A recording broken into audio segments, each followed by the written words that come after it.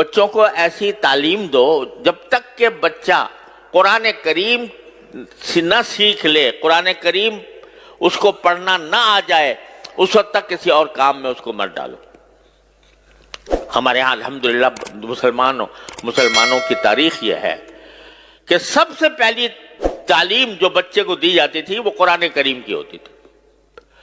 ناظرہ ہی صحیح، لیکن ناظرہ قرآن کریم بھی انسان کی زندگی میں انقلاب برپا کرتا ہے۔ اگر صحیح طریقے سے ناظرہ پڑھ لے نا بچہ تو اس کے دل میں ایمان کا بیج پڑ جاتا ہے، اور پھر آگے وہ ایمان کا بیج اس کو بہت سی برائیوں سے روکتا ہے۔ تو جب تک اس بات کا یقین نہ ہو جائے کہ میرا بچہ قرآن کریم پڑھنے کے قابل ہے، اس وقت تک اس کو آگے نہ بھیجو۔ اب ہمارے یہاں وزیر تک بن گئے ہیں لوگ، اور جب ان سے کہا گیا قل اللہ پڑھ لو تو قل اللہ پڑھنے نہیں آ رہا۔ تو وہ در حقیقت یہ اس لیے کہ ہم نے ہمارے ذہن سے دین کی تعلیم و تربیت کی اہمیت ہی ختم ہو گئی۔ ہمارے دل میں اس کی اہمیت ہی نہیں ہے کہ ہمارا بچہ جو ہے وہ دین کی معلومات، دین کا علم حاصل کرے۔ نہ صحیح، ٹھیک ہے، ہم نے یہ نہیں کہتے کہ آپ ہر ایک کو عالم دین بناؤ، ہر ایک کا عالم دین بننا بھی فرض نہیں ہے کہ آپ پورا درس نظامی پڑھاؤ 8 سال تک، لیکن اگر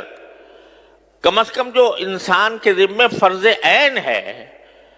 اس کا علم تو بچے کو ہر حال میں ہونا چاہیے، اور اس کے لیے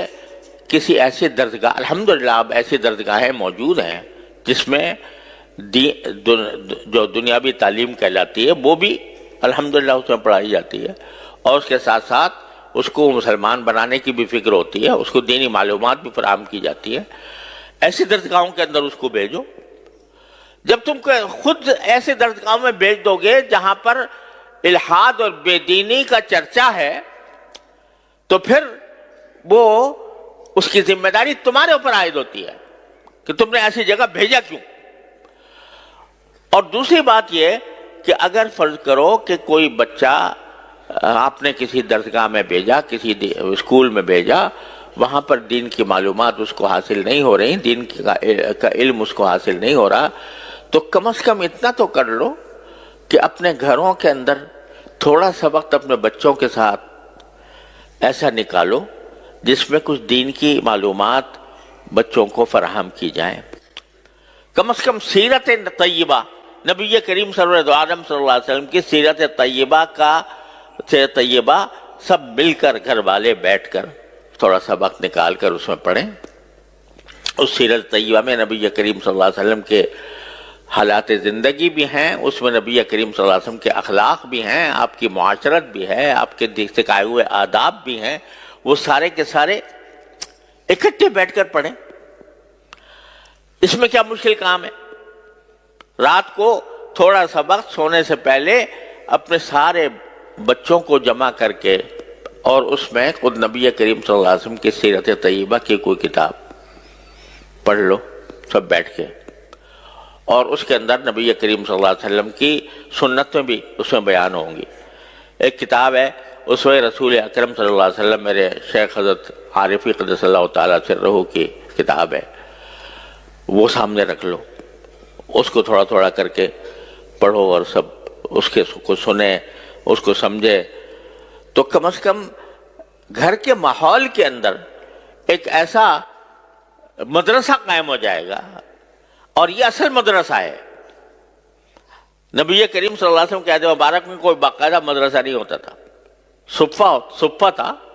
جس میں صحابہ کرام مختلف علاقوں سے آ کے تھوڑے سے پڑھ گئے تھے، وہ انہوں نے تو اپنے آپ کو خاص کر لیا تھا اس کے لیے، لیکن ہر صحابی کا اپنا گھر خود مدرسہ تھا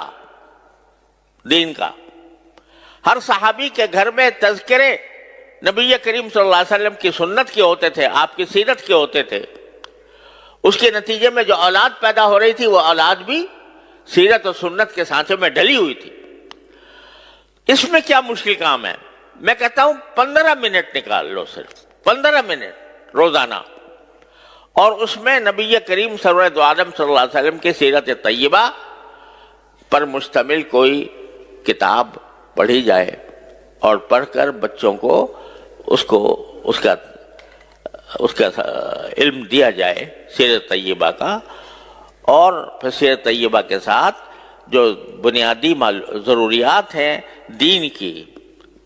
وضو کے احکام، نماز کے احکام وغیرہ وغیرہ، اور اخلاق، آداب،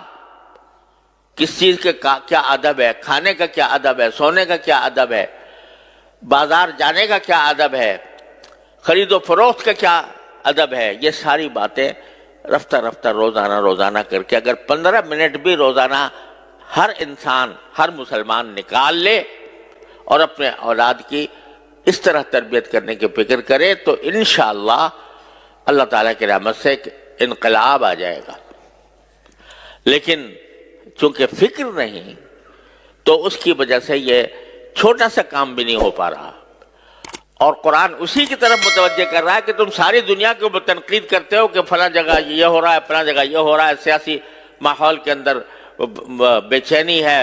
اضطراب ہے، انتشار ہے،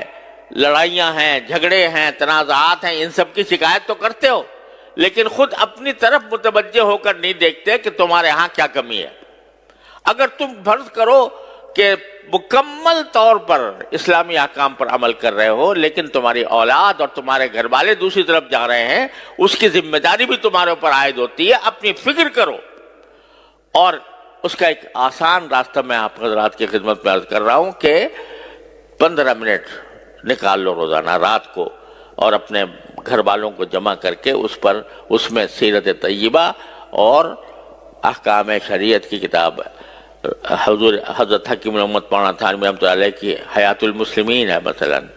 وہ پڑھ کے، بہت آسان کتاب ہے، آسانی کے ساتھ پڑھی جا سکتی ہے، وہ پڑھ کے سب کے سامنے پڑھی جائے تو انشاءاللہ اس سے ایک ماحول پیدا ہوگا اور اصلاح کی طرف ایک پیش قدمی ہوگی۔ اللہ تبارک و تعالیٰ اپنے فضل و کرم سے ہم سب کو اس کی توفیق عطا فرمائے۔ وآخر دعوانا الحمدللہ رب العالمین۔